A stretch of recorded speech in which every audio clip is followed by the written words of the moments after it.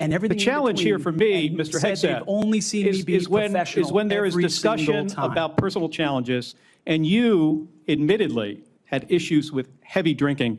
It's hard to kind of square the circle here. It's kind of a difficult thing to do. Let me ask you, if I have about 90 seconds left here, if you had to answer these questions about sexual assault against you and your drinking and your personal conduct, would it have been different if you were under oath?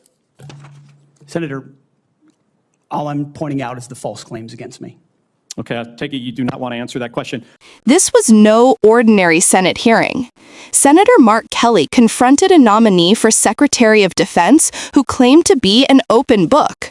But when pressed about his past, what followed was a relentless grilling that exposed contradictions, evasions, and allegations that could derail his nomination entirely. This wasn't just tough questioning, it was a collapse of credibility. Thank you for being here today. Thank you for your service to this country. Thank you, Senator. Few nominees come into this room with all the necessary experience to do this job, to be Secretary of Defense. We get that. It's a reflection on just how big of a job this is. What I want to understand is whether or not you bring any of the necessary experience that this job requires. And here's where I'm concerned. Senator Coleman, in introducing you, and this is a quote, he said, "He has struggled and overcome great personal challenges," unquote. You walk in here saying that you've had personal and character issues in your past, including heavy drinking, which you wrote about. And you said, and this is a quote from you, that you said, "I sit before you as an open book." Yet you haven't actually said what personal challenges it is that you've overcome when you've been asked about them. So I'm going to give you an opportunity here to be as forthright as you say you want to be. So while leading Concerned Veterans of America, there were very specific cases cited by individuals about your conduct. I'm going to go through a few of them, and I just want you to tell me if these are true or false. Very simple. On Memorial Day 2014, at a CVA event in Virginia, you needed to be carried out of the event for being intoxicated. Senator, anonymous True. smears. Just true or false? Very simple. Summer of 2014 in Cleveland, drunk in public with the CVA team. Anonymous smears.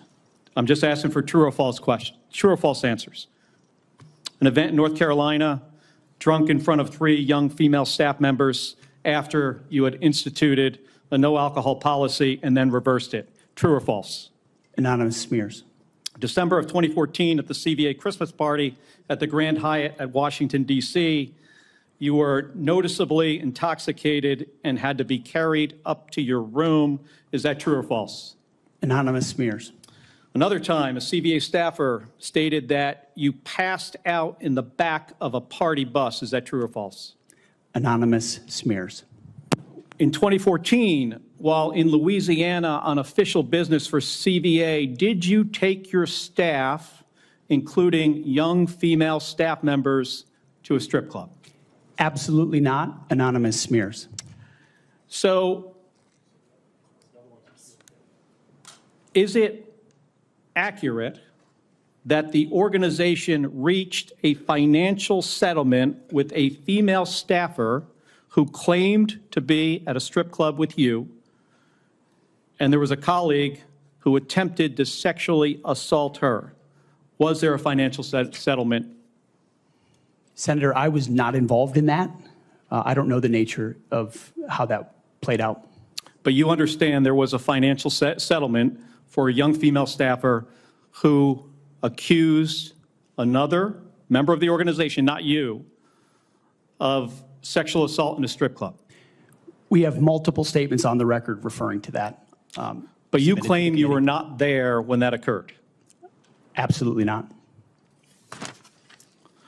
Now, the behavior I cited, if true, do you think that this behavior of intoxication, going into these type of establishments, women on your staff being so uncomfortable that they have to file these sort of harassment claims, do you think this is appropriate behavior for a leader?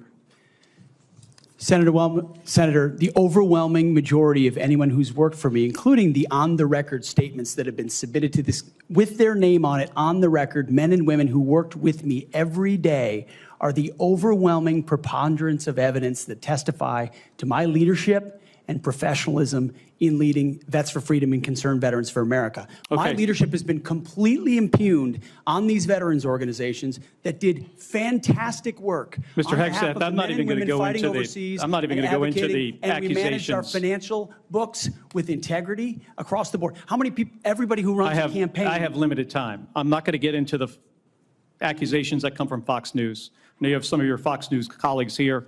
There were multiple instances of accusations against you about drinking on the job. All coming anonymous, in. all false, all refuted by my colleagues who I worked with for 10 years at 6 a.m. to 9 p.m. and everything The in challenge between, here for me, and Mr. said Hegseth, they've only seen me be professional is when there is every discussion single time. about personal challenges, and you admittedly had issues with heavy drinking. It's hard to kind of square this, to square the circle here. It's kind of a difficult thing to do. Let me ask you, if I have about 90 seconds left here, if you had to answer these questions about sexual assault against you and your drinking and your personal conduct, would it have been different if you were under oath? Senator, all I'm pointing out is the false claims against me. Okay, I take it you do not want to answer that question. I walked into this hearing this morning concerned that you haven't demonstrated adequate leadership in your civilian roles. And this is a dangerous world we're living in here. And America cannot afford a Secretary of Defense who is unprepared for that mission. I'm going to leave with concerns about your transparency. You say you've had personal issues in your past, yet when asked about those very issues, you blame an anonymous smear campaign, even when many of these claims are not anonymous. Which is it? Have you overcome personal issues, or are you the target of a smear campaign? It can't be both.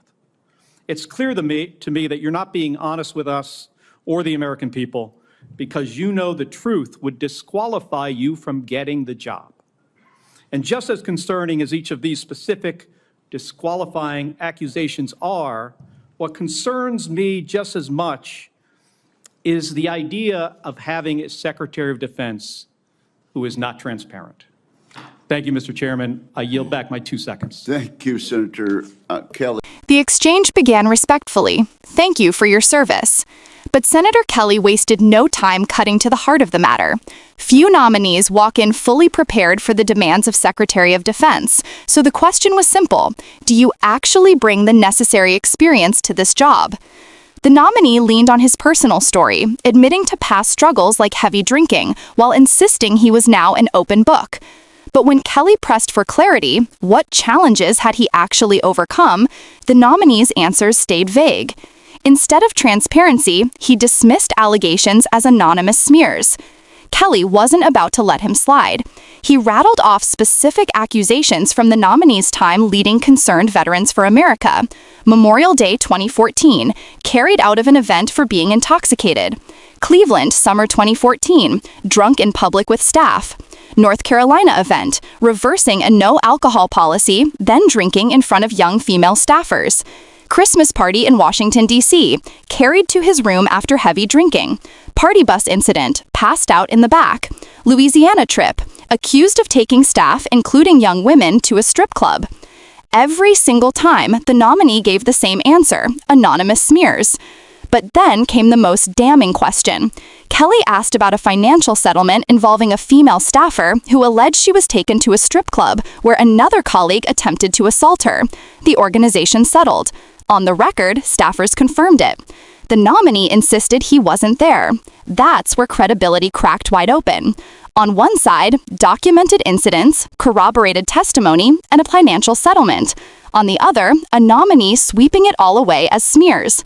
Kelly cut to the chase. Have you overcome personal issues, or are you the victim of a smear campaign? It can't be both. That line exposed the contradiction at the core of the nominee's defense. He wants credit for overcoming struggles, but denies them when pressed. He wants transparency, but dodges the direct questions. For a role that demands trust and clarity, this evasiveness was devastating. This wasn't just a confirmation hearing, it was a credibility test. And Senator Mark Kelly made it clear, America cannot afford a Secretary of Defense who won't be honest about his past. So let's put it to you. Should these evasions disqualify the nominee from leading the Pentagon? Drop your thoughts in the comments, hit like if you believe transparency is non-negotiable, and subscribe for more fiery breakdowns of the hearings that shape America's future.